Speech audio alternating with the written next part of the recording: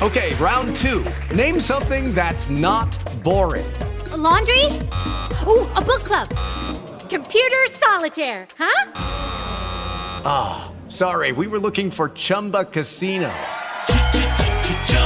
That's right, ChumbaCasino.com has over 100 casino-style games. Join today and play for free for your chance to redeem some serious prizes.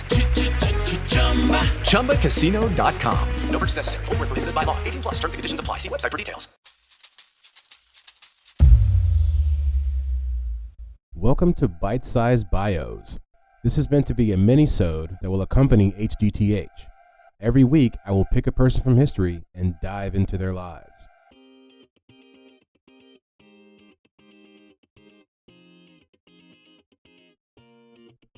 All right, and welcome back to another episode of Bite Size Bios, BSB. This is episode number 34, I do believe, of the BSBs. We are covering Harry S. Truman this week. We are going to do a deep dive into a bite-sized dive of this man's life.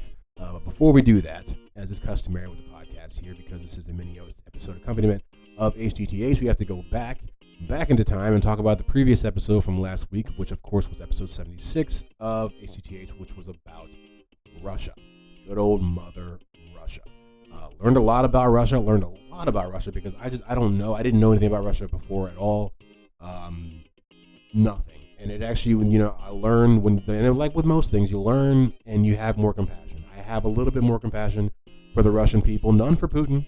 If anyone's asking, still none for you, bud. But the Russian people and their plight and their cause as a whole. And I had someone put it to me pretty well about Russia. It's just like, this seems like they've always been, the people have always been somewhat dissatisfied with their government, which a lot of people are, but I mean, in different countries, but it feels like they have always been, but they've had to go through so many different types. We talked about that kind of, in the last episode with them having to deal with the transition from serfdom, which then led to the workers banding together and creating their own councils vis-a-vis the Soviets, which, and then they all started communism, and now we have the Soviet Union. That's a lot of shifting to do. There was a kingdom, for a while, for hundreds of years. Imagine, I don't know. It's a lot of turmoil to go through. Yeah, it's a lot of turmoil to go through. And so, I don't know. Like I said, I think there truthfully will be a Russia part 2.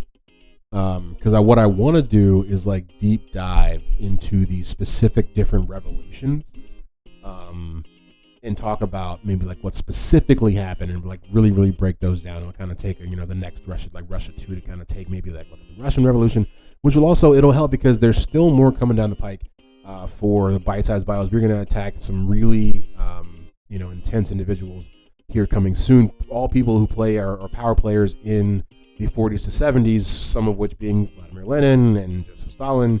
Those people who, the more research we do about them, I feel like we'll also paint a larger picture of just this entire process. And I'm really enjoying what we're doing since we're on the topic of it. I like the fact that just sit here and just go into just, pick a time and just dissect it and just say, oh, I like that person, or this event is interesting. Let's look into that. Oh, that's the same thing we just talked about 2 weeks ago. That kind of plays into, and I think it's working well. But yeah, I don't know if there's much to say about the Russia episode that was missed, especially since we're going to do a Russia 2, which I do think will happen within the 40 to 70 theme. Like it probably will show up in the next month or two, if not 3 months, sometime maybe in the fall. Because like I said, this is going to be, we may do this for the rest of the year. And obviously not, didn't change it up, as maybe the new year. But since we're on it, man, might as well just deep dive on it, Might as well just get in there. But, yeah, so let's see. There were mad revolutions, we found out, for the Russians, just so many.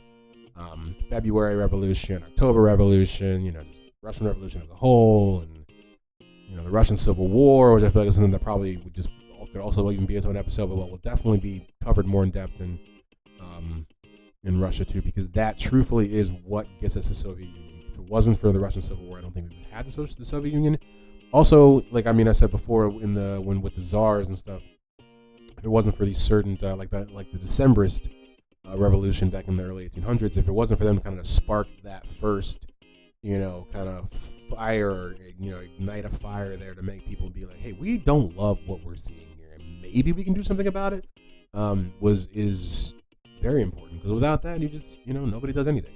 So yeah, we're gonna go back into, because I wanted to get because Russia is so vast, just like the country, the people, it's the timelines. There's so much. So I wanted to kind of get just an overall, in the last one, and then this next one, I think I'll come back and just kind of dot and pick some pieces. But yeah, so that's been that. Of course, as always, you can find all the extras over at htthappen.com 7 days a week. We have the pictures and the videos and the works site. It's for all that good stuff. Try to keep it updated, but it is a bear to kind of get it done. But I keep coming back, weekly, trying to, add some stuff there to kind of keep it fresh somewhat. Let's see. Bite-sized Bios, like I said, comes out every Monday at 4:30. So does How Did That Happen? I think if there's anything else you guys need to hear before we start the episode. I'm not really sure. I don't think so. So without further ado, as we know to do, here is the episode.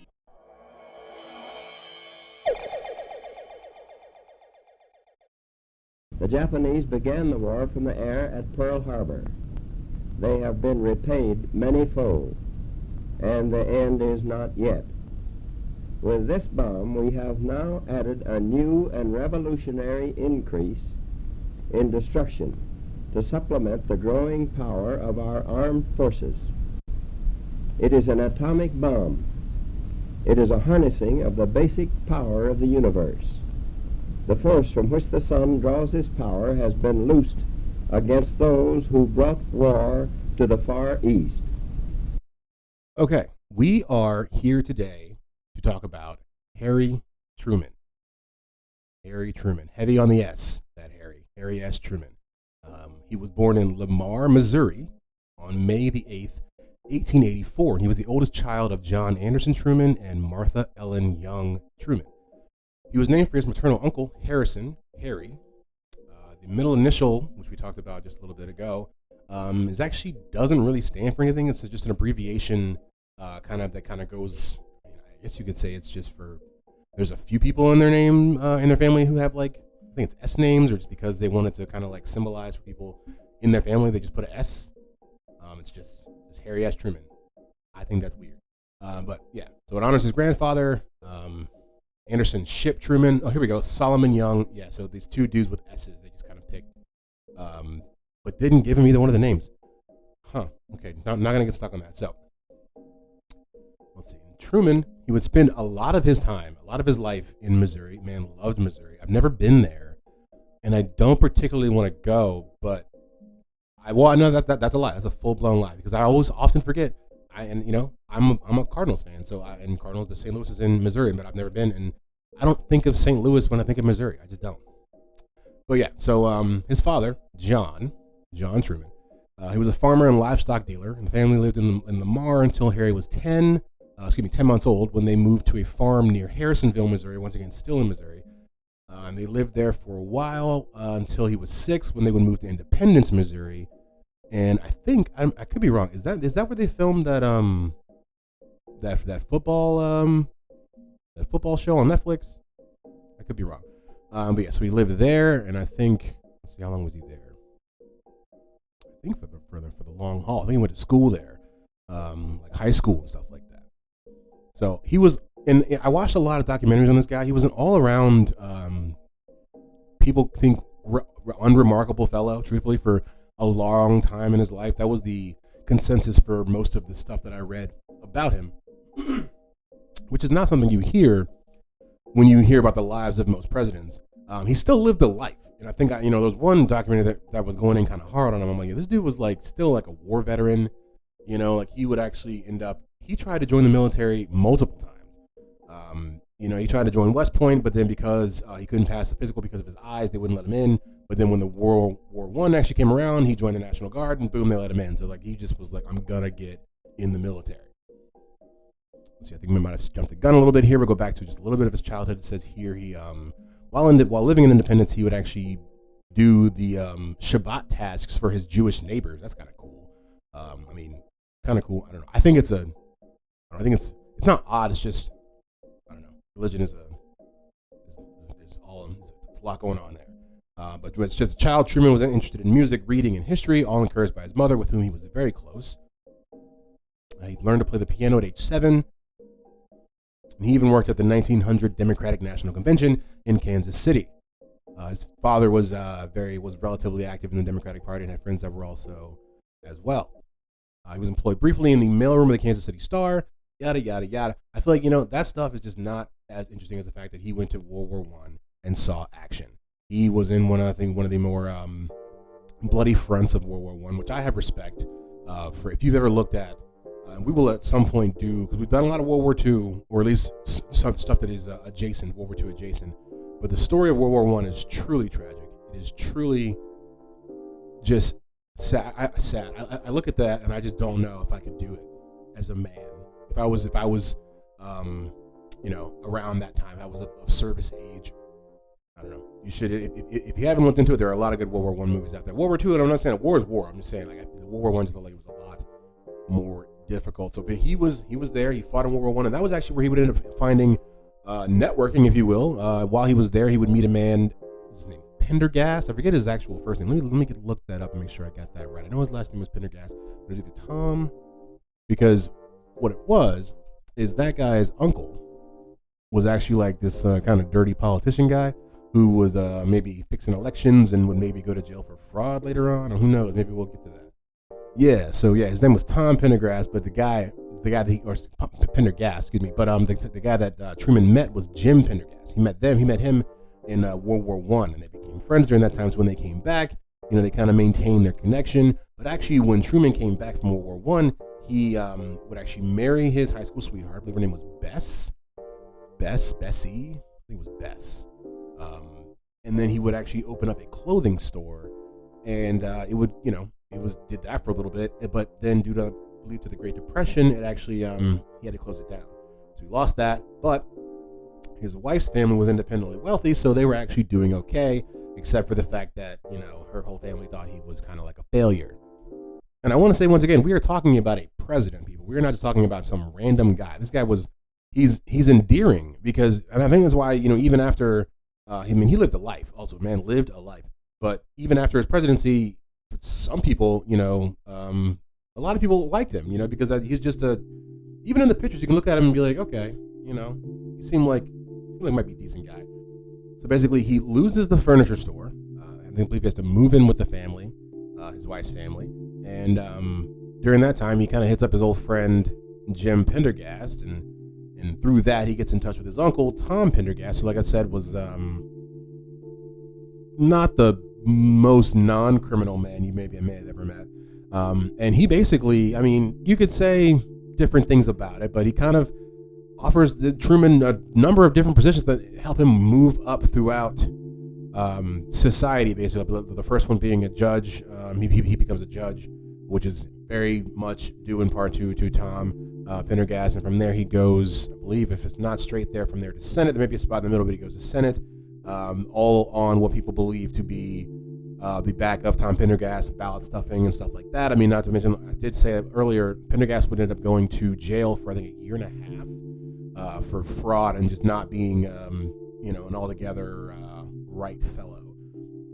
But yeah, so he would get into the Senate, and to his credit, I'm not making it seem like he didn't accomplish things, but it's just he didn't get there. A lot of people didn't think that he got there on his own merit, and he was said to be in the Senate. In the Senate, they said he had come from what did they say? He was the senator of Pendergast or whatever, as if that's where he came from, not like an actual state or anything like that, because they knew that he got there by doing some shaky, some sneaky, behind the scenes kind of stuff. And it must be mentioned as I'm flipping through the notes here, trying to see what is actually the next thing that we're going to cover about him. He didn't go to college. He went to college but never graduated. So that's probably a better way to put it. He went to multiple colleges but never graduated. And he was the first president in the last almost 100 years. I think William McKinley was the last person before him that didn't go to college, and that was about 40 years before that. So at least it's odd when you think about it. There was so many things that were different about this president that it would almost, it's not a surprise, I guess, when you think about it, that he's the one that would end up dropping the atom bomb.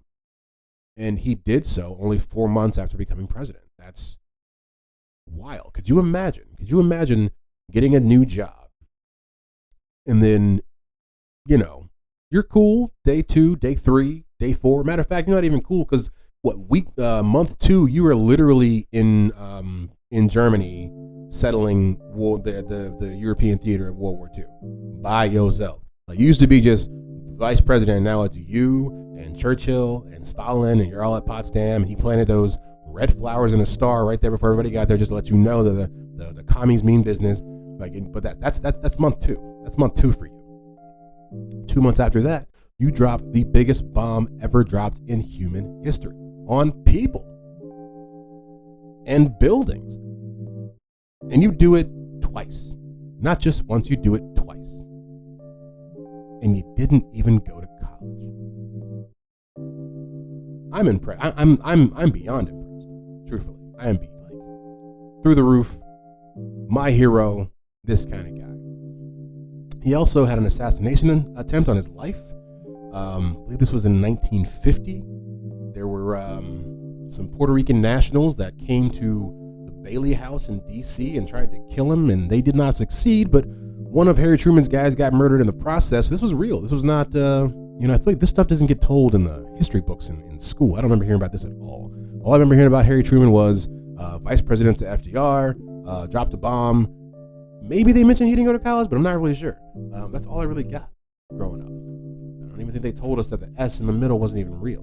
It doesn't even stand for anything. It stands for, I guess, a number of things. Let's see. Harry S. Truman, assassination attempt. Let's see what we got here. So yeah, this happened, like I said, in 1950, November the 1st. A couple Puerto Rican guys named Oscar Collazo and Grisela Torresola, right? They tried to come at Harry Truman while he was at Blair House, which is an official residence. This is the guest house, of the president, basically. So he was hanging out there because they were renovating the White House. A White House police officer was killed. Rest in peace, Leslie Coffett. So those guys went to jail. Only one of them went to jail. The other one died. So basically, the other one died while trying to kill the White House police officer, who also died. So it was just Oscar Collazo who was left. And Harry Truman is just that nice of a guy that he would end up commuting. Oscar Collazo's life sentence, which it just wouldn't be me. I'm sorry. I mean, granted, you didn't kill me, but I don't know. I wonder how Leslie Coffett's family feels about that. But this was also, this was during the Puerto Rican independence movement. It's, there's a lot of stuff that we're probably not going to cover in this theme that we have of the 40s and 70s that we're dealing with right now. But this all stuff goes back to the Spanish-American War. But yeah, so that just to further illustrate the things that this guy has had to deal with. Drop the bomb, almost get murdered. And then actually what the last little tidbit I'll leave you here with, which is just because there's so many things about Harry Truman. We will continue to talk about this man because we will do an episode on the atom bomb, and he's just a part of it. That's why I feel like there's still some other stuff we can talk about at different times. But the last thing I'll leave you with is that when he left office, and I did say a lot of people liked him. A lot of people did like him. But when he left office, he had the lowest approval rating, I believe, in the history of presidents. He had lower than Nixon. At the height of Watergate, he had a lower approval rating for the American people than Nixon. I think it was like 22%, something like that. So I say that to say he only was a 2-term president, even though they had passed the, was it the 22nd Amendment that, restricted presidents to only 2 terms. They had passed that while he was in office because FDR died in his bed, and we don't need that on his 4th term. So they're like, we can't do that anymore. But because Truman was kind of there when it happened, he kind of got grandfathered in. They say you can run again if you want to for your 3rd term. He was like, yeah, no, nobody's really feeling that. So he just stepped down. That's an interesting. This man is just full of mystery.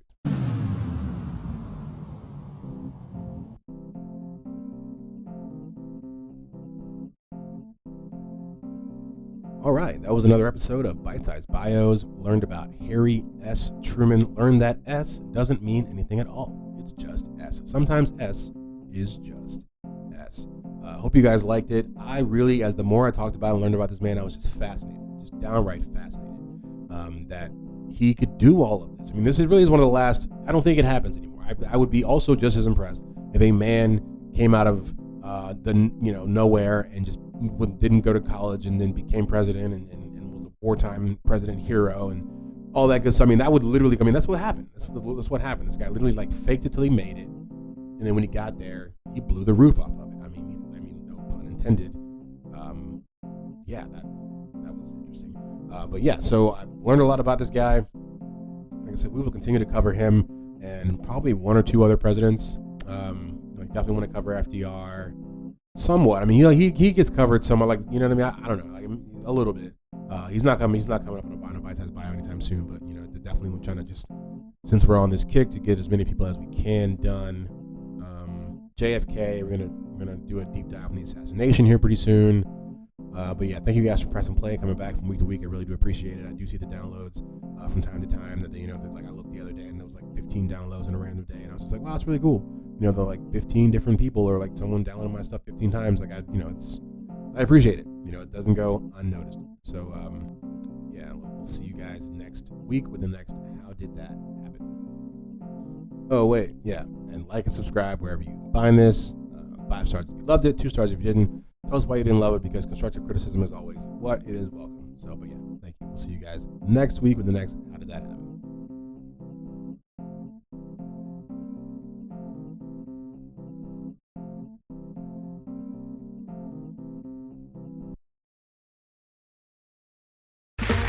Okay, round 2. Name something that's not boring. A laundry? Ooh, a book club.